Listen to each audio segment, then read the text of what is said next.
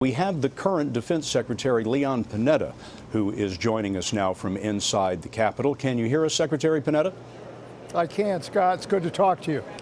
Nice to talk to you, Mr. Secretary. You know, I don't think 3 weeks ago any Americans would have thought that North Africa would be at the top of the president's national security concerns. We've heard today, as you well know, 3 Americans were killed in that hostage situation in Algeria. 7 Americans were freed. And I wonder what you believe the president is going to have to do about these ungoverned spaces in North Africa over the next 4 years. Well, Scott, as I've been saying, this is all part of the war on terrorism. Ever since 9/11, we've been going after al-Qaeda wherever they are, whether they were in Pakistan or Afghanistan or Iraq, Yemen, Somalia, and now North Africa. We've got to make sure they have no place to hide.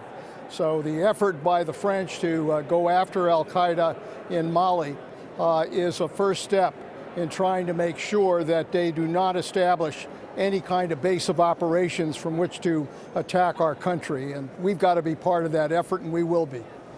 And what is the United States government, the Obama administration, willing to do to be part of that effort of the French invasion of Mali? Well, you know, it's important that this be an international effort, and there are countries, European countries, that are going to be helping on training and other steps, and the United States is helping as well. We're helping on airlift, we'll help on intelligence support, we'll look at other ways to try to provide assistance as well as training. This has to be an international effort because, frankly, al-Qaeda is an international threat. The best way to handle this now is to have all of these countries working together to do everything we can to stop al-Qaeda. Mr. Secretary, you do not imagine U.S. fighting forces being involved in Mali alongside the French at this point? No, I don't see troops on the ground, but I do see the kind of assistance that will help the French and ultimately help the African nations go into Mali and really provide more permanent security there. Ultimately, that's going to be the answer. What are some of the national security threats over the next 4 years that no one is really talking about?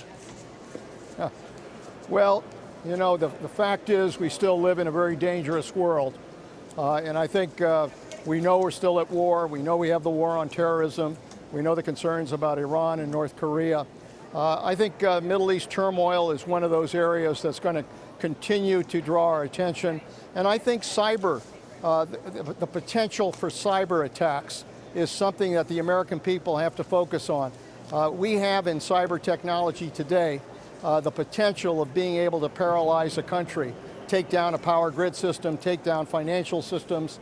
Cyber attack, I think, is the war front of the future, and we've got to be prepared to deal with it. Mr. Secretary, you're going to be leaving the administration as planned. John Kerry has been nominated to replace you as Secretary of Defense. I recalled earlier in our broadcast, I'm sorry, I said John Kerry. Of course, I meant Chuck Hagel. John Kerry's been nominated to be Secretary of State. Chuck Hagel has been nominated to replace you as Secretary of Defense.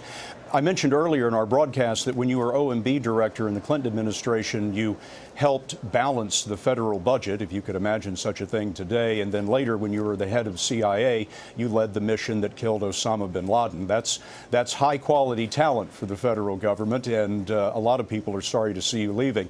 You'll be going back to California, and what is next for you? Retirement? Well, you know, I'm not one to sit on a rocking chair any place. As you know, Scott, I've got a beautiful place there in Carmel Valley that I'm looking forward to getting back to. But more importantly, we have an Institute for Public Policy that I have with Sylvia, my wife, who's been running it these last 4 years while I've been back in Washington. I hope to get back and work with her in the Institute and promote public service as an inspiration for young people. Well, Mr. Secretary, we see your boss moving through the Capitol Rotunda on his way out to review the troops. So we will wish you all of the best, and we will join our live picture with the president again. Thank you, Mr. Thanks, Secretary. Scott.